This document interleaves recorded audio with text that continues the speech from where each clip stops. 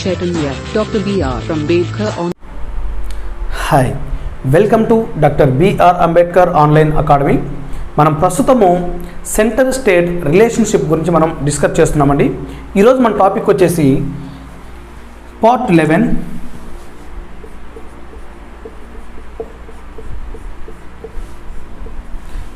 కేంద్రము రాష్ట్రాల సంబంధాల్లో అధ్యాయం 2 పరిపాలనా సంబంధాలు.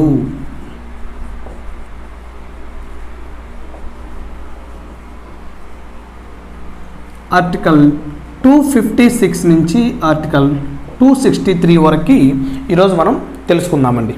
ఓకే, సో ఇక్కడ పరిపాలనా సంబంధాలు, అదేవిధంగా ప్రీవియస్ క్లాస్ ఏదైతే ఉందో శాసన అధికారాలు లేదా శాసన సంబంధాలు, ప్రతి ఒక్కరు కూడా ఈ రెండు అంశాల మీద పార్ట్ 11 మీద మాత్రం ఎగ్జామ్కి వెళ్ళే ముందు లోపల కంప్లీట్గా మీకు ఒక అవగాహన అనేది ఉండాలండి. ఎందుకు ఉండాలని చెప్తున్నానంటే, మీకు పార్ట్ 11 మీద కానీ పార్ట్ 12 మీద కానీ ఇక్కడే కొన్ని కమిటీలు అనేవి ఏర్పాటు చేయడం జరిగినాయండి. ఓకే, సో ఆ కమిటీల మీద కూడా ఎగ్జామినర్ వెళ్ళే అవకాశం ఉంటుంది కాబట్టి, సో ఫస్ట్ మీకు ఈ బేసిక్స్ తెలిస్తేనే మీరు వీటికి సంబంధించిన కమిటీలు ఏమున్నాయని మీరు వెళ్తారండి. ఓకే, సో దానికోసం చెప్తున్నాను, ప్రతి ఒక్కరు కూడా కాన్సన్ట్రేట్ చేయండి. ఇకపోతే ఆర్టికల్ 256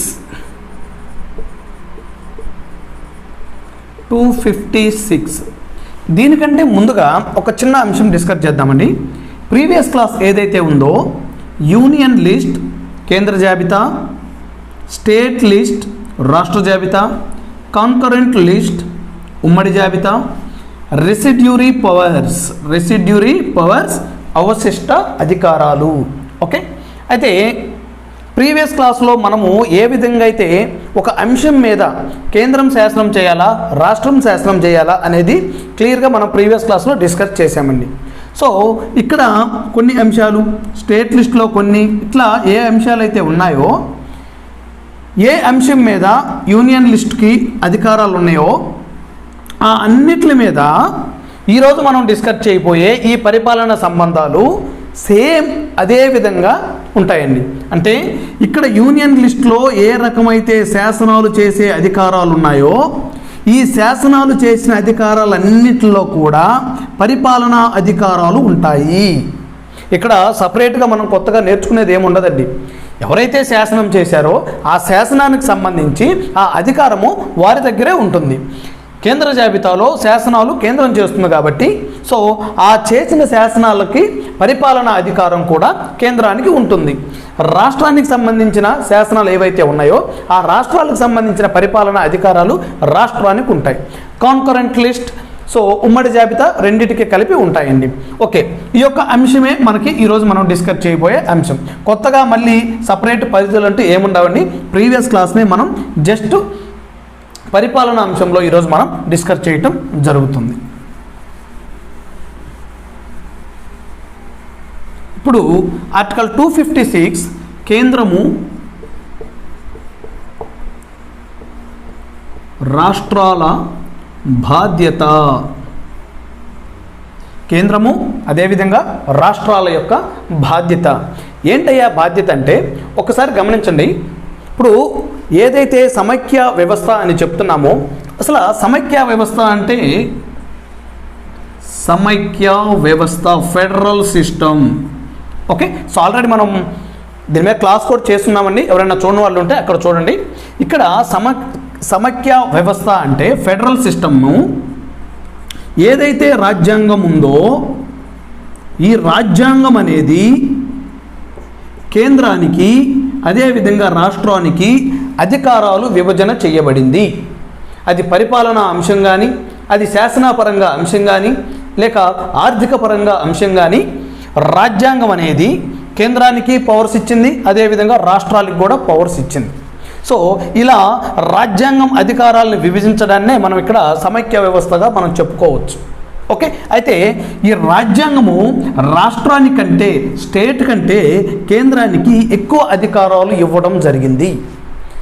సో మీరు ప్రీవియస్ క్లాస్ కానీ కొంచెం కాన్సన్ట్రేట్ చేసి కానీ వింటే మీకు అక్కడే అర్థమవుతుందండి. రాష్ట్ర జాబితాలోని అంశాలపైన కూడా కేంద్రము చట్టం చేసే అధికారం ఉంది. ఓకే, అంటే అర్థం ఏంటి? రాష్ట్రానికి ఉన్న అధికారాల కంటే కేంద్రానికి ఉన్న అధికారాల పరిధి ఎక్కువ. ఓకే, సో ఇక్కడ కేంద్రము అదేవిధంగా రాష్ట్రాల బాధ్యత అంటే రాజ్యాంగము, ఈ రాజ్యాంగం ఏదైతే ఉందో ఇక్కడ అధికార విభజన చేస్తూనే రాష్ట్రాన్ని కంట్రోల్ చేయడం కోసం, రాష్ట్రాల్ని నియంత్రించడం కోసం, కేంద్రానికి ఎక్కువ అధికారాలు ఇవ్వడం కోసం ఇక్కడ రాష్ట్రాన్ని కొన్ని నియంత్రణలు రాజ్యాంగం ఇవ్వడం జరిగింది. ఓకే, వన్స్ అగైన్ రిపీట్, జాగ్రత్తగా గుర్తుంచుకోండి. కేంద్రానికి ఎక్కువ అధికారాలు ఇవ్వడం కోసం రాష్ట్రం యొక్క అధికారాలపై రాజ్యాంగమే కొన్ని నియంత్రణలు పెట్టింది. ఓకే, అవి ఏంటి అంటే ఒకసారి చూద్దామండి. ఫస్ట్ ఒకసారి చూసుకుంటే కేంద్ర ప్రభుత్వం చేసిన శాసనాలు, కేంద్ర ప్రభుత్వం చేసిన శాసనాలు, కేంద్ర ప్రభుత్వం చేసిన శాసనాలు ఏవైతే ఉన్నాయో ఈ శాసనాలకి రాష్ట్ర ప్రభుత్వం చేసే శాసనం అనుకూలంగా ఉండాలి. అంటే కేంద్ర జాబితాలో అది కంప్లీట్గా కేంద్రమే చూసుకుంటుంది కాబట్టి ఏదైతే ఉమ్మడి జాబితాలో రాష్ట్రానికి అదేవిధంగా కేంద్రానికి ఎటువంటి ఉమ్మడి జాబితాలో అధికారులు ఉన్నాయో శాసనాలు చేసేది, ఆ శాసనాల్లో కూడా ఒకే అంశం మీద కేంద్రము రాష్ట్రము శాసనం చేసే పరిస్థితి కానీ వస్తే జాగ్రత్తగా గుర్తుంచుకొని, రాజ్యాంగం రాష్ట్రాలకు ఇచ్చిన నియంత్రణ ఏంటంటే కేంద్ర ప్రభుత్వం చేసిన శాసనాలు అనుకూలంగా రాష్ట్ర శాసనాలు ఉండాలి. Okay, clear? ఏదైనా ఒకే అంశం మీద రెండు కానీ చేసినప్పుడు రాష్ట్రం చేసే శాసనాలు అనేవి కేంద్రానికి అనుకూలంగా ఉండాలి. అంటే ఇక్కడ అర్థం ఏంటి? రాజ్యాంగము రాష్ట్రం కంటే కేంద్రానికి ఎక్కువ అధికారం ఇచ్చింది. నెక్స్ట్ ఇంకొక అంశం చూద్దామండి. ఇప్పుడు కేంద్రంకి ఒక పరిపాలనా వ్యవస్థ ఉంటుంది, రాష్ట్రానికి ఒక పరిపాలనా వ్యవస్థ ఉంటుంది. అయితే కేంద్రానికి సంబంధించిన వ్యక్తులు ఎవరైతే ఉన్నారో, ఆ కార్యనిర్వాహక అధికారులు ఎవరైతే ఉన్నారో, ఏదైనా రాష్ట్రానికి కానీ వచ్చినప్పుడు ఆ రాష్ట్రము ఈ కేంద్ర ప్రభుత్వానికి సంబంధించిన అధికారులు ఎందుకు వచ్చారని క్వశ్చన్ చేయకూడదు. ఈ కేంద్ర ప్రభుత్వ అధికారాలు ఏది చేయాలనుకుంటే అది ఆ రాష్ట్రంలో ఆ కేంద్ర ప్రభుత్వ అధికారాలు చేయాలి. ఓకే, సో సెకండ్ వన్ వచ్చేసి రాష్ట్రంలో లేదా రాష్ట్రాలలో కేంద్రం పరిపాలనా అధికారులు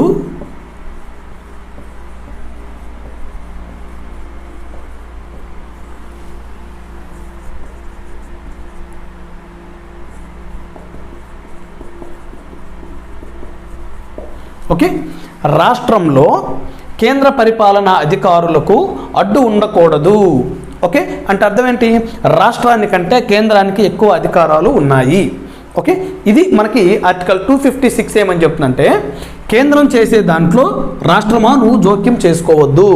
ఓకే, కేంద్రానికి సంబంధించిన ఎవరైనా పరిపాలనా అధికారులు కానీ వస్తే ఆ అధికారులకి ఆ రాష్ట్రంలో ఏ రాష్ట్రానికైతే ఈ కేంద్రానికి సంబంధించిన అధికారులు వస్తారో వాళ్ళ పనికి అడ్డు తగలకుండా ఉండాలి. ఇది డైరెక్ట్గా రాజ్యాంగంలోనే చెప్పబడి ఉందండి. ఓకే, సో అన్ని పవర్స్ మనకి రాజ్యాంగం అనేది కేంద్రానికి ఇవ్వడం జరిగింది. అయితే కొన్ని సందర్భాల్లో ఇప్పుడు చూద్దామండి, కొంతమంది ఉంటారు సీఎంలు, వాళ్ళు బేసిక్గా ఆ సీఎంలకి తెలుసండి ఇది మనం వ్యతిరేకంగా వెళ్తే మనకు కేంద్రం సైన్ రాజ్యాంగంలోనే చెప్పబడిందండి. బట్ కాకపోతే కొంతమంది ప్రజల్లో ఏదన్నా మంచి పేరు తెచ్చుకోవడం కోసం ఇటువంటి చేసి తర్వాత అక్కడికి వెళ్ళేసి వాళ్ళ కాళ్ళు పట్టుకుంటారండి. ఓకే, సో అది బియాండ్ ఇష్యూ. ఓకే, వదిలేసేయండి. ఒకవేళ ఏదైనా రాష్ట్రంలో ఇప్పుడు ఫస్ట్ వన్ చూద్దామండి. ఫస్ట్ వన్, కేంద్రం ఒక చట్టం చేసిందండి. ఓకే, ఇది ఒక యాక్ట్ చేసింది, ఇది కేంద్రం చేసిన చట్టం. ఇక్కడ ఇంకొక యాక్ట్ చేసింది, ఇది రాష్ట్రం చేసిందండి. ఓకే, ఒకటే అంశం పైన కేంద్రము చట్టం చేసింది, అదేవిధంగా రాష్ట్రము చట్టం చేసింది. అంటే ఏది? విద్య అనుకుందామండి.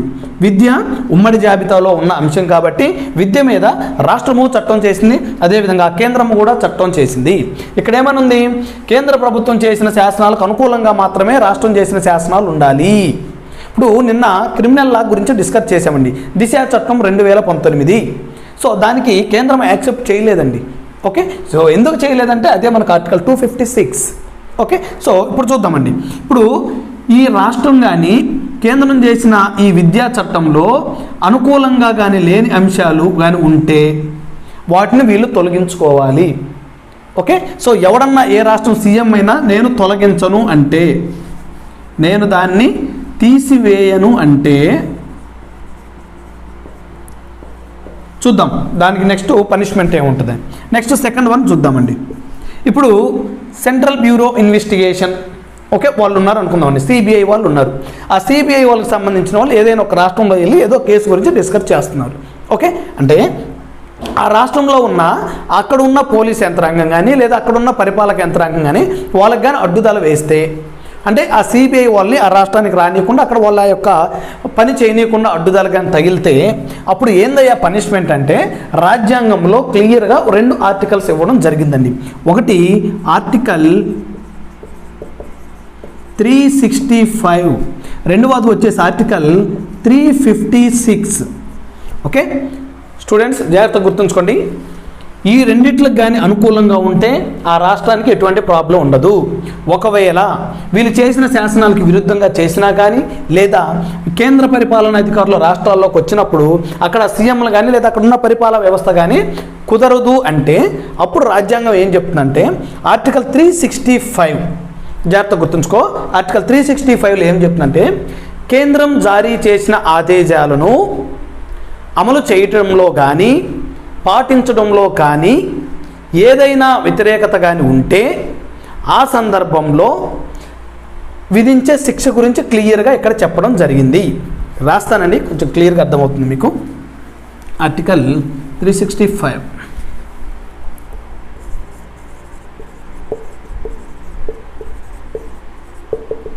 కేంద్రం జారీ చేసిన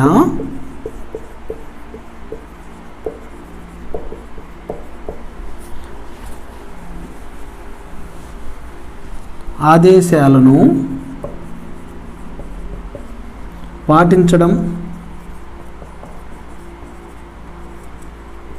పాటించకపోవడం లేదా అమలు చేయకపోవటం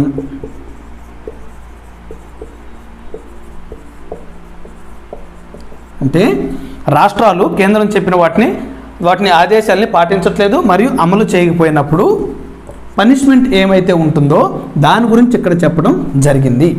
ఓకే, సో ఆర్టికల్ 356 ఏంటంటే రాష్ట్రపతి పాలన. ఓకే, జాగ్రత్తగా గుర్తుంచుకోండి ఒకసారి. ఆర్టికల్ 365 కేంద్రము ఒక చట్టం చేసింది, సపోజ్ ఈ విద్య అనే చట్టం చేసింది, ఇది ఆ రాష్ట్రము దానికి ఆపోజిట్గా ఉంది. ఓకే, అటువంటి సందర్భంలో కేంద్రం జారీ చేసిన ఆదేశాలను పాటించకపోవటం అమలు చేయకపోవడం వల్ల ఆ రాష్ట్రానికి విధించే పనిష్మెంట్ అనేది ఆర్టికల్ 356లో వివరించడం జరిగింది. ఆర్టికల్ 356 అంటే ఏంటి? రాష్ట్రపతి పాలన. అంటే ఏ రాష్ట్రం అయితే కేంద్రం చెప్పినవి అమలు చేయదో ఆ రాష్ట్రంలో వీళ్ళు రాష్ట్రపతి పాలన పెట్టడం జరుగుతుంది. అర్థమైందండి? వన్స్ రాష్ట్రపతి పాలన వచ్చిందంటే ఆ స్టేట్లో ఉన్న అధికారాలన్నీ కూడా కేంద్రం చేతిలోకి వెళ్ళిపోతాయి. సో అందువల్ల ఏ రాష్ట్రం కూడా ఈ రాజ్యాంగంలో చెప్పబడిన అంశాలు ఏవైతే ఉన్నాయో కేంద్రానికి వ్యతిరేకంగా వెళ్ళరు. ఓన్లీ అది ప్యూర్గా రాష్ట్ర జాబితా అయిన అంశం అప్పుడు మాత్రమే మన యొక్క రాష్ట్రాలు కేంద్రంతో ఫైట్ చేయగలవు. ఇక్కడ క్లియర్గా మీకు అర్థమైన అంశం ఏంటండి? రాష్ట్రాల కంటే కేంద్రానికి ఎక్కువ అధికారం ఉంది. అది మనకి ఆర్టికల్ 256. ఓకే, నెక్స్ట్ వన్ వచ్చేసి ఆర్టికల్ 257.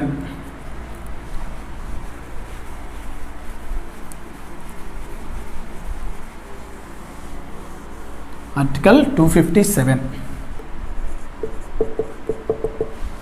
కొన్ని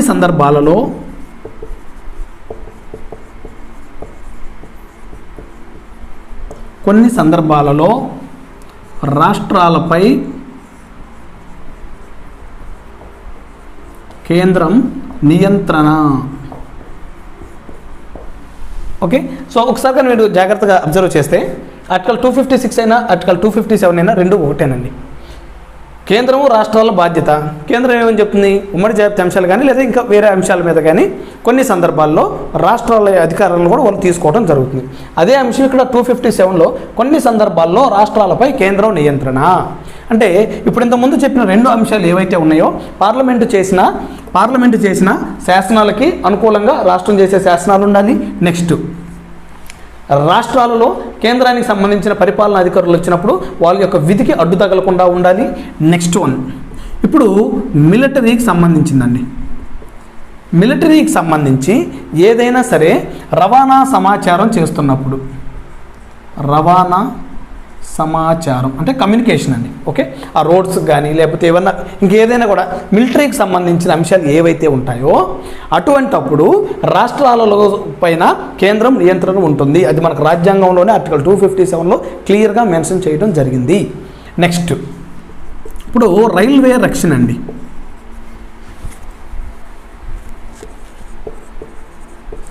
రైల్వే రక్షణ ఇప్పుడు ఒక స్టేట్లో ఏదైనా రైల్వేకి సంబంధించిన అంశాలు, వాటికి సంబంధించిన కొన్ని బడ్జెట్లో ఒక్కోసారి మీరు చూస్తూ ఉంటారండి. ఎప్పుడైనా బడ్జెట్ రిలీజ్ అయినప్పుడు మా రాష్ట్రానికి రైల్వే రంగానికి సంబంధించి ఏం నిధులు ఇవ్వలేదు అని.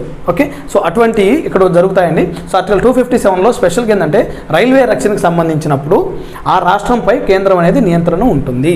ఇట్లా ఇంతకుముందు కొన్ని ఉన్నాయండి.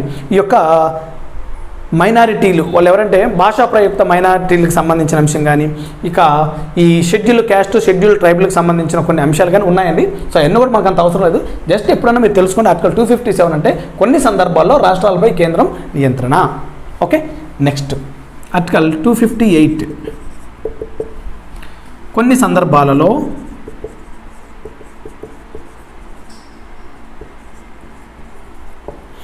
సందర్భాల్లో రాష్ట్రానికి కేంద్రం అధికారం ఇచ్చుట. మీరు కొంచెం కన్ఫ్యూజన్ అవ్వచ్చండి. ఇప్పుడు దాకా మనం డిస్కస్ చేసిన అన్ని అంశాలు కూడా రాష్ట్రం యొక్క అధికారాలు అనేవి కేంద్రం తీసుకోవడం జరుగుతుంది. బట్ ఇక్కడికి వచ్చేసరికి ఏమవుతుంది, ఆర్టికల్ 258లో కొన్ని సందర్భాల్లో రాష్ట్రానికి కేంద్రం అధికారం ఇస్తుంది, రాష్ట్రానికే కేంద్రం అధికారం ఇస్తుంది. ఓకే, సో ఏంటయ్యా ఆ సందర్భాలంటే ఇప్పుడు ఏదైనా ఒక చట్టం చేసినప్పుడు, ఇప్పుడు సపోజ్ మన ఏపీనే తీసుకుందామండి. కొత్తగా ఏపీ బైఫర్కేషన్ యాక్ట్ 2014లో వీళ్ళు ఏం చెప్పారు, మనకి నీటిపారుదలకు సంబంధించి పోలవరం ప్రాజెక్ట్ ఏదైతే ఉందో దాన్ని జాతీయ ప్రాజెక్టుగా గుర్తింపు చేసి దానికి అయ్యే ప్రతి ఒక్క రూపాయి ఖర్చు కూడా కేంద్రమే భరిస్తుందని చెప్పడం జరిగింది. రైట్, అయితే ఇప్పుడు ఏమవుతుంది, వాస్తవానికి ఆ ప్రాజెక్టుకు చూడాల్సిన అన్ని పనులు కూడా ఎవరు చూడాలి, కేంద్రం చూడాలి. బట్ కేంద్రం ఏం చేస్తుందంటే ఆ ప్రాజెక్టుకు సంబంధించిన అన్ని అంశాలు కూడా రాష్ట్రానికి అధికారం ఇచ్చేసింది. ఓకే, సో ఆ అమౌంట్ ఎంత అవుతుందో మీరు ఫస్ట్ ఖర్చు పెట్టండి, కొంత మేము ఇస్తాము, తర్వాత మీరు కూడా కొంత వేసుకొని ఖర్చు పెట్టండి. ఆ టోటల్ ఎంతైతే అమౌంట్ అవుతుందో ఆ అమౌంట్ మొత్తం కూడా మేము ఇస్తామని రాష్ట్రానికి చెప్పడం జరిగింది. అంటే ఇక్కడ అర్థం ఏంటి, కేంద్రం చేతిలో ఉన్న అధికారాన్ని రాష్ట్రానికి ఇచ్చేసి సో మీరే ఈ పని చూడండి అని చెప్పేసి ఫైనల్గా అమౌంట్ ఎంత అవుతుందో అది మేము ఇస్తామని చెప్పడమే. ఇక్కడ కొన్ని సందర్భాల్లో రాష్ట్రానికి కేంద్రం అధికారం ఇచ్చడం అంటే అది అనమాట. ఎందుకంటే ఆ రాష్ట్రానికి సంబంధించిన అంశాలు కాబట్టి సో వాళ్ళకే అధికారం ఇచ్చేసి వాళ్ళు చూసుకోమని చెప్తారు. ఇది మనకు అర్థం అవడం కోసం చెప్పిందండి. వాస్తవానికి రాజ్యాంగంలో ఏమని చెప్పుంటుందంటే ఆర్టికల్ 258లో ఆర్టికల్ 258లో రాష్ట్రపతి అనే వ్యక్తి రాష్ట్ర ప్రభుత్వం అనుమతి తీసుకొని ఒరిజినల్ కాన్స్టిట్యూషన్ అండి, ఇది మనం పిహెచ్డి వీళ్ళు చేయట్లేదు కాబట్టి అది ఎంత మనకు అవసరం లేదు. బట్ ఒక అవగాహన కోసం మీకు చెప్తున్నానండి, ఎవరైతే రాష్ట్రపతి ఉన్నాడో ఆ రాష్ట్ర ప్రభుత్వాన్ని ఇక్కడున్న రాష్ట్ర ప్రభుత్వం అనుమతి తీసుకొని ఈ కేంద్రానికి సంబంధించిన అధికారం ఏదైతే ఉందో దాన్ని రాష్ట్రపతికి రాష్ట్ర ప్రభుత్వానికి బదలాయించవచ్చు. ఓకే, సో అదేవిధంగా రాష్ట్ర గవర్నర్ ఎవరైతే ఉన్నారో రాష్ట్ర గవర్నరు రాష్ట్రానికి సంబంధించిన రాష్ట్ర ప్రభుత్వానికి సంబంధించిన అధికారాన్ని కేంద్రానికి ఇవ్వగలడు. ఓకే, అర్థమవుతుందండి. సో డెప్త్గా వెళ్తే చాలా ఇష్యూస్ ఉంటాయండి, అన్నీ మనకు అవసరం లేదు. జస్ట్ ఒరిజినల్గా దీనికి సంబంధించిన అంశం ఏంటంటే కొన్ని సందర్భాల్లో రాష్ట్రానికి కేంద్రం అధికారం ఇచ్చుట అంటే రాష్ట్రపతి రాష్ట్ర ప్రభుత్వం అనుమతి తీసుకొని కేంద్రానికి సంబంధించిన అధికారాన్ని రాష్ట్రానికి ఇవ్వడం జరుగుతుంది. అది ఆర్టికల్ 258. నెక్స్ట్ ఆర్టికల్ 258A ఏమని చెప్తుందంటే ఇప్పుడు కొన్ని సందర్భాల్లో కేంద్రానికి రాష్ట్రం అధికారం ఇచ్చుట. ఇప్పుడు రాష్ట్రమే తన అధికారాన్ని కేంద్రానికి ఇస్తుంది. ఓకే, అది ఆర్టికల్ 258. సో ఎట్లా అది? ఇప్పుడు రాష్ట్ర గవర్నర్ ఎవరైతే ఉన్నారో కేంద్ర ప్రభుత్వాన్ని అనుమతి తీసుకొని ఆ రాష్ట్ర ప్రభుత్వానికి సంబంధించిన అధికారాన్ని కేంద్ర ప్రభుత్వానికి ఇవ్వడం జరుగుతుంది. ఇది రియల్ కాన్స్టిట్యూషన్ అనమాట. సో ఇదంతా కూడా మనకు అంత అవసరం లేదు, మనం ఏం పిహెచ్డి చేయట్లేదు కాబట్టి జస్ట్ మీరు తెలుసుకొని ఉండండి. ఆర్టికల్ 258A అంటే కేంద్రం యొక్క రాష్ట్రం యొక్క అధికారాన్ని కేంద్రానికి ఇస్తుంది. ఆర్టికల్ 258 అంటే రాష్ట్రానికి కేంద్రం అధికారం ఇస్తుంది. Okay, next article 259. Article 259 present లేదండి, అవసరం లేదు, అది సాయుధ బలగాలకు సంబంధించిన అంశము, అది తీసివేయటం జరిగింది. నెక్స్ట్ ఆర్టికల్ 260 భారత భూభాగ వెలుపల పరిధిలో కేంద్రం పరిధి. ఆర్టికల్ 260 భారత భూభాగ వెలుపల పరిధిలో కేంద్రం యొక్క పరిధి అంటే ఇప్పుడు ఇది ఇండియా అనుకున్నాండి. ఓకే, ఈ ఇండియాలో ఇంతకుముందు మీరు కానీ అబ్జర్వ్ చేస్తే ఈ పాండిచ్చేరి కానీ ఈ గోవా కానీ కొన్ని ప్రాంతాలు ఇండియాలో లేవండి. అవి తర్వాత మనం ఆ యొక్క ఫ్రెంచ్తో కానీ ఆ యొక్క పోర్చుగీస్ వాళ్ళందరితో మాట్లాడుకొని తర్వాత ఆ భూభాగాన్ని మనం కలుపుకున్నామండి. ఓకే, సో ఇటువంటి అంశాలు ఏవైతే ఉన్నాయో, సపోజ్ ఇప్పుడు ఈ ఏరియా ఏదైతే ఉందో మన ఇండియాలో లేదనుకుందాం, ఈ ఏరియా ఏదైతే ఉందో ఇక్కడ కూడా మన ఇండియాలో లేదనుకుందామండి, జస్ట్ అనుకోండి చెప్తా. సో ఇప్పుడు ఏమవుతుందంటే ఇది ఎక్కడో ఉన్న ఈ దేశం పరిధిలో ఉందండి ఇక్కడ. ఓకే, ఇక్కడ ఎక్స్ అనే కంట్రీ కింద ఈ భూభాగం ఉంది. అయితే ఇక్కడ ఏంటంటే భారత భూభాగ వెలుపల పరిధిలో కేంద్రం పరిధి అంటే మనము ఈ యొక్క దేశంతో ఒక అగ్రిమెంట్ చేసుకొని ఇది ఎట్లాగో మా భూభాగ పరిధిలో ఉంది కాబట్టి ఇక్కడ మేము మాకు సంబంధించిన అంశాలు మేము ఏదైనా ప్రాజెక్టులు కట్టుకోవటం కానీ అవి చేసుకుంటాము అని చెప్పేసి ఒక అగ్రిమెంట్ తీసుకుంటాయండి. ఓకే, అగ్రిమెంట్ తీసుకున్నప్పుడు ఈ భూభాగ పరిధిలో ఈ దేశంలో ఉన్న కండిషన్స్ కంటే మనం అగ్రిమెంట్ చేసుకున్న అన్ని రోజులు మన భారతదేశంలో ఉన్న చట్టాలు మన భారతదేశంలో ఉన్న న్యాయ వ్యవస్థ కిందకే ఇవి వస్తాయి. సో మనకి పాండిచ్చేరి కానీ ఈ గోవా కానీ ఇలా కొన్ని భూభాగాలు స్టార్టింగ్ మనకి 1947లో లేవు, తర్వాత అవి మనం వాళ్ళతో మాట్లాడుకుని తీసుకున్నామండి. సో ఆర్టికల్ 260 ఏంటంటే భారత భూభాగం వెలుపల పరిధిలో ఏవైతే ఉన్నాయో వాటితో మనం ఏదైనా అగ్రిమెంట్ కానీ చేసుకుంటే సో మన యొక్క న్యాయ వ్యవస్థ కానీ మన యొక్క చట్టాలు వాటికి ఉంటాయి అని చెప్పడమే ఆర్టికల్ 260. నెక్స్ట్ ఆర్టికల్ 261 ప్రభుత్వ చట్టాలు,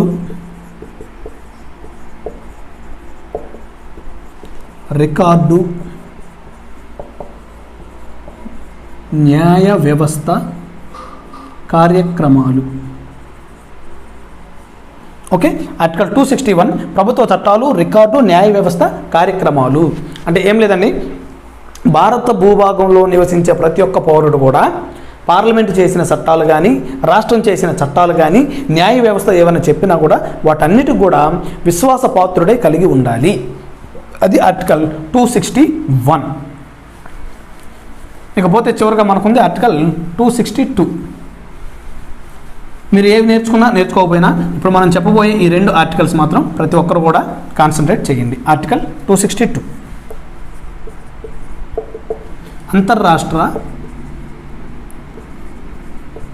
అంతర్రాష్ట్రాల జల వివాదాలు. ఓకే, సో ఏవైనా 2-3 రాష్ట్రాలు కలిపి ఏదన్నా నదీ లోయలో ఉన్న వివాదాలు కానీ లేకపోతే జలాల వివాదాలు కానీ అవన్నీ కూడా మనకి ఆర్టికల్ 262లో వివరించడం జరిగిందండి. అంటే ఇక్కడ ఉద్దేశం ఏంటంటే మనం ఆల్రెడీ సుప్రీంకోర్టు చెప్పేటప్పుడు చాలా క్లియర్గా మీకు వివరించామండి. సుప్రీంకోర్టు యొక్క అధికారాల్లో ఏవైనా 2 రాష్ట్రాల మధ్య జల వివాదం, 2 లేదా అంతకంటే ఎక్కువ రాష్ట్రాల మధ్య జల వివాదాలు కానీ ఉంటే స్టార్టింగ్లో దానికి సంబంధించిన అంశాలన్నీ కూడా సుప్రీంకోర్టుకి ఇవ్వడం జరిగింది. సుప్రీంకోర్టు డీల్ చేసేది. తర్వాత ఏం చేసింది పార్లమెంటే ఒక చట్టం చేసి, జాగ్రత్త గుర్తుంచుకో, పార్లమెంటే ఒక చట్టం చేసి మొదటగా మీరు ఎవరు కూడా అంతర్రాష్ట్రాలకు సంబంధించిన అంశాలకి డైరెక్ట్గా సుప్రీంకోర్టుకి మీరు రావద్దు, మీ ఇటువంటి ప్రాబ్లమ్స్ ఉన్న వాటి కోసం ఒక ట్రిబ్యునల్ ఏర్పాటు చేస్తాం. ఈ ట్రిబ్యునల్లో ఆ రాష్ట్రాలు ఏవైతే ఇబ్బంది పడుతున్నాయో వాళ్ళకి జడ్జిమెంట్ ఇచ్చిన తర్వాత ఒకవేళ వాళ్ళకి కానీ ఆ ట్రిబ్యునల్ ఇచ్చిన జడ్జిమెంట్ నచ్చకపోతే అప్పుడు హైకోర్టు కానీ లేదా సుప్రీంకోర్టు కానీ సంప్రదించాలని పార్లమెంటే ఇది ఒక చట్టం చేసి ట్రిబ్యునల్స్ని పెట్టింది. జల వివాదాలకు సంబంధించిన అంశం అన్నమాట. అయితే ప్రస్తుతానికి మనకి దాదాపుగా 8 ట్రిబ్యునల్స్ ఉన్నాయండి. ఒకసారి చూద్దామండి. Okay, so Godavari water dispute tribunal 1969, Krishna water dispute tribunal 1 1969, Narmada water dispute tribunal 1969, Ravi and Beas water dispute tribunal 1986, Godavari, Krishna, Narmada, Ravi, Kaveri water dispute tribunal 1990. Next Krishna water dispute tribunal 2004. కొంచెం జాగ్రత్తగా గుర్తుంచుకోనండి. ఎందుకు 2 ట్రిబ్యునల్స్ వేయాల్సి వచ్చిందంటే ఇక్కడ ఫస్ట్ 1969లో కృష్ణా వాటర్ డిస్ప్యూట్ ట్రిబ్యునల్ వచ్చినప్పుడు ఏ రాష్ట్రాల మధ్య ఈ యొక్క జల వివాదం ఉందంటే మహారాష్ట్ర, కర్ణాటక, ఆంధ్రప్రదేశ్. ఓకే, ఇప్పుడు 1969లో ఇచ్చినప్పుడు ఈ 3 రాష్ట్రాల మధ్య ఆ జల వివాదం అనేది ఉంది. బట్ కాకపోతే ఇక్కడ ఆరో చూడండి, కృష్ణా వాటర్ డిస్ప్యూట్ ట్రిబ్యునల్ 2 2004కి అప్పటికి ఇది ఏర్పాటు చేసింది 2004 అండి. ఓకే, తెలంగాణ ప్రాంతం కూడా ఓకే ఏర్పాటు చేసిన 2004. తర్వాత కొన్ని డిస్టర్బెన్స్లు అంతా జరిగి తెలంగాణ ప్రభుత్వం ఏర్పడిన తర్వాత సో అన్నీ మనం ఆల్రెడీ ఒక క్లాస్ నేను చేశానండి. కృష్ణా నదీ జలాల వివాదాలని ఒక క్లాస్ కూడా చేశాను, అది చూడండి, అక్కడ మీకు దీని గురించి క్లియర్గా ఉంటుంది. ఇక్కడికి వచ్చేసరికి మహారాష్ట్ర, కర్ణాటక, ఏపీ, తమిళనాడు అండి, ఈ 4 రాష్ట్రాల మధ్య ఇక్కడ డిస్ప్యూట్ ఉంది. Okay, so next Vamsadhara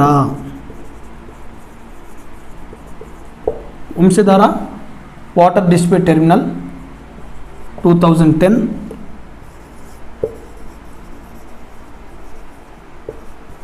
మహదాయ water dispute tribunal 2010. Okay, so ప్రతి ఒక్కరికి కూడా కొంచెం బేసిక్ నాలెడ్జ్ అయితే వీటి మీద ఉంచుకోండి. సో మెయిన్గా మీరు Krishna water dispute tribunal 1 and 2 ప్రతి ఒక్కరు కూడా నేర్చుకుని ఉండండి. బ్రిజేష్ ట్రిబ్యునల్ ఒకటి ఉంటుంది, బచావత్ ట్రిబ్యునల్ అని ఉంటుంది. వాళ్ళు ఏమేమి అంశాలు చెప్పారు కూడా మనం ఆల్రెడీ ఒక క్లాస్ చేశాను కాబట్టి ఎవరైనా చూడని వాళ్ళు ఉంటే అక్కడ చూడండి. ఇది ఆర్టికల్ 262 ఏంటంటే అంతర్రాష్ట్ర జలాల వివాదాలు. ఏవైనా రాష్ట్రాల మధ్య నదీ లోయల గురించి కానీ నదీ జలాల గురించి కానీ ఇట్లా ఏవైనా డిస్ప్యూట్స్ ఉంటే పార్లమెంట్ అనేది ఒక ట్రిబ్యునల్ని ఏర్పాటు చేసింది. ఆ ట్రిబ్యునల్లో ఫస్ట్ ఇక్కడ వీళ్ళు డిస్కస్ చేసి ఈ ట్రిబ్యునల్ ఏదైతే తీర్పిస్తుందో అది నచ్చకపోతే అప్పుడు మనం సుప్రీంకోర్టును కానీ హైకోర్టును కానీ కన్సల్ట్ అవ్వాలి. ఇది ఆర్టికల్ 262. ఓకే,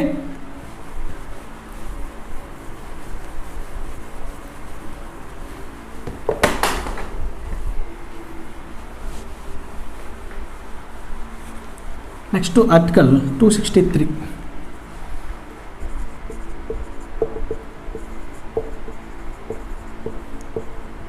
అంతర్రాష్ట్రాల మండలి ఏర్పాటు. ఓకే, సో జాగ్రత్తగా గుర్తుంచుకోనండి. అంతర్రాష్ట్ర మండలి ఏర్పాటు అంటే ఇప్పుడు మనం స్టార్టింగ్లో ఏదైతే సమైక్య వ్యవస్థ అని చెప్పామో సమైక్య వ్యవస్థ ఇదేం చేస్తుందంటే సమైక్య వ్యవస్థ అంటే ఇక్కడ మనం ఏ విధంగా చెప్తాము, రాజ్యాంగం అనేది కేంద్రానికి అధికారం ఇచ్చింది, అదేవిధంగా రాష్ట్రాలకు కూడా అధికారం వచ్చింది. అంటే ఇక్కడ ఈ అంతర్రాష్ట్ర మండలి ఏర్పాటు ఎందుకు చేయాలంటే ఎప్పుడైనా కూడా ఏదైనా ఒక రాష్ట్రానికి మరొక రాష్ట్రానికి ఏదైనా గొడవ వచ్చింది అనుకోండి. ఓకే, సో వాటి మధ్య యొక్క ప్రాబ్లమ్స్ తీర్చడం కోసం వీళ్ళు ఒక కౌన్సిల్ ఏర్పాటు చేయండి అని చెప్పడం జరిగింది. అదేవిధంగా ఒక రాష్ట్రానికి లేదా యూనియన్ టెరిటరీ ఒక రాష్ట్రానికి కేంద్రపాలిత ప్రాంతానికి ఏదైనా డిస్ప్యూట్ వస్తే ఒక మండలిని ఏర్పాటు చేయండి. అలా కాకుండా 2 రాష్ట్రాలకి లేదా 2 యూనియన్ టెరిటరీలకి, లేదా 2 రాష్ట్రాలకి 1 యూనియన్ టెరిటరీలకి, ఏ అంశమైనా కానివ్వండి, రాష్ట్రాలకి మధ్య గొడవలు కానీ, రాష్ట్రాలకి కేంద్రపాలిత మధ్య గొడవలు కానీ, లేదా కేంద్రానికి రాష్ట్రానికి మధ్య గొడవలు కానీ, కేంద్రానికి యూనియన్ టెరిటరీకి మధ్య గొడవలు కానీ, ఏ అంశమైనా కూడా ఇక్కడ విభజించిన అధికారాల్లో ఎటువంటి డిస్టర్బెన్స్ రాకుండా రాజ్యాంగంలో ఆర్టికల్ 263లో మీరు ఒక ఇంటర్ స్టేట్ కౌన్సిల్ని ఏర్పాటు చేయండి అని చెప్పడం జరిగింది. అదే అంతర్రాష్ట్రాల మండలి ఏర్పాటు. ఓకే, సో ఇది మెయిన్గా మనకు రాజ్యాంగంలో చెప్పినా కూడా ఎక్కడ ఎందుకు ఇది స్టార్టింగ్లో నుంచి మనకి మొదటగా వచ్చేసి 1990లో మొదటి కౌన్సిల్ ఏర్పాటు అయిందండి. అయితే మీకు డౌట్ రావచ్చండి, సార్ ఎప్పుడో 1950లో వీళ్ళు రాజ్యాంగం అమలు చేశారు, ఎన్నో అంశాలు జరుగుతూ ఉన్నాయి, ఇటువంటి గొడవలకి ఎందుకు వీళ్ళు 1990 దాకా ఆగారంటే, కొంచెం కానీ మీరు ఆలోచిస్తే స్టార్టింగు అంటే స్వతంత్రం వచ్చినప్పటి నుంచి కూడా 1967 వరకు కూడా కంప్లీట్గా కాంగ్రెస్ గవర్నమెంట్ ఉంది. అంటే రాష్ట్రాల్లో కాంగ్రెస్ గవర్నమెంటే ఉంది, కేంద్రంలో కాంగ్రెస్ గవర్నమెంటే ఉంది, ఇద్దరు ఒకటే కాబట్టి వాళ్ళ మధ్య ఎటువంటి డిస్టర్బెన్స్ అనేది రాలేదండి. 1967 దాటిన తర్వాత ఈ కాంగ్రెస్ గవర్నమెంట్ ఫామ్ చేసినా కూడా వాళ్ళకి రాష్ట్రాల యొక్క వెనక తక్కువ వచ్చాయండి. ఓకే, సో అందువల్ల రాష్ట్రాల యొక్క సపోర్ట్ లేదు కేంద్రానికి. ఆ టైంలో కేంద్రంలో వాళ్ళ కాంగ్రెస్ ఉన్నా కూడా అన్ని రాష్ట్రాల్లో బలం లేదు. అటువంటి సందర్భంలో ఈ రాష్ట్రాలకి కేంద్రాలకి మధ్య చాలా గొడవలు రావడం జరిగిందండి.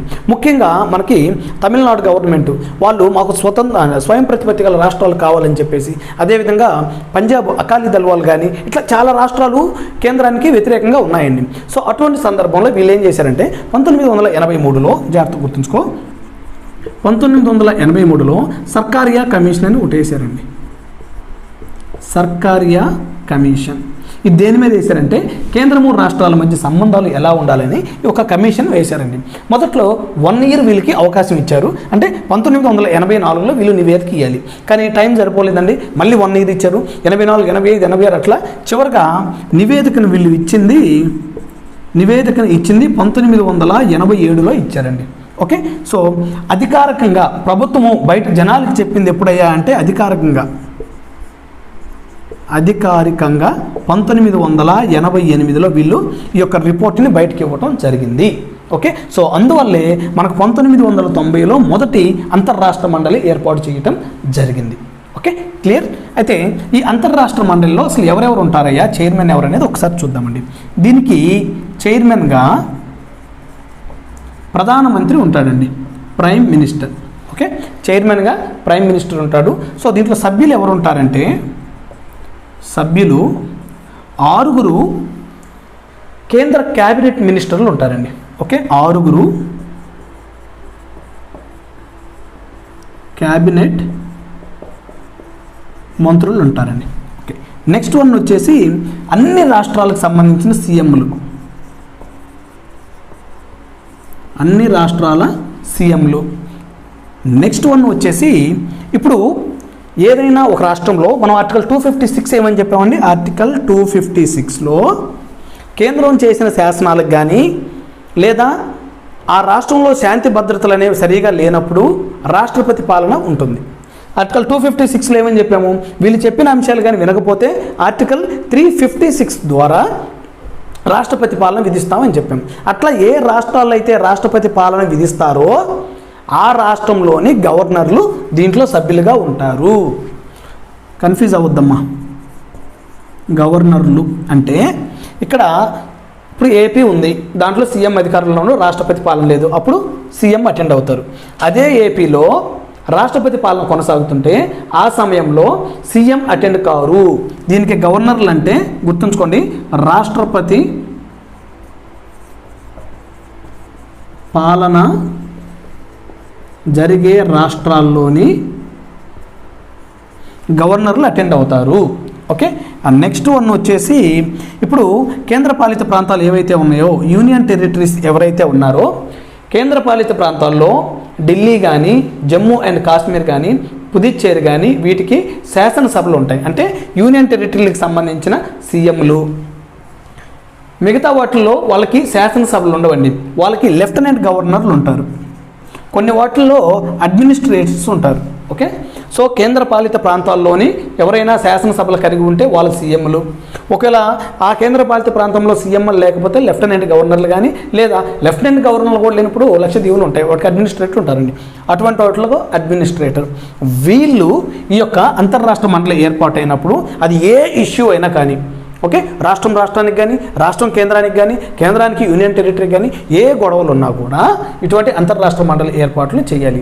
అయితే పార్లమెంట్ ఏమని చెప్తుందంటే సంవత్సరానికి 2 సార్లు మీరు ఈ యొక్క అంతర్రాష్ట్ర మండలిని మీటింగ్ జరగాలంటే అది పెద్దగా పట్టించుకోవట్లేదు వీళ్ళు. So what ever it may be, వాళ్ళు చెప్పిన కండిషన్లో అవి ఉన్నాయి కాబట్టి, సో ఇది మనకి టోటల్గా పరిపాలనకు సంబంధించిన అంశాలు ఆర్టికల్ 256 నుంచి ఆర్టికల్ 263. Thank you.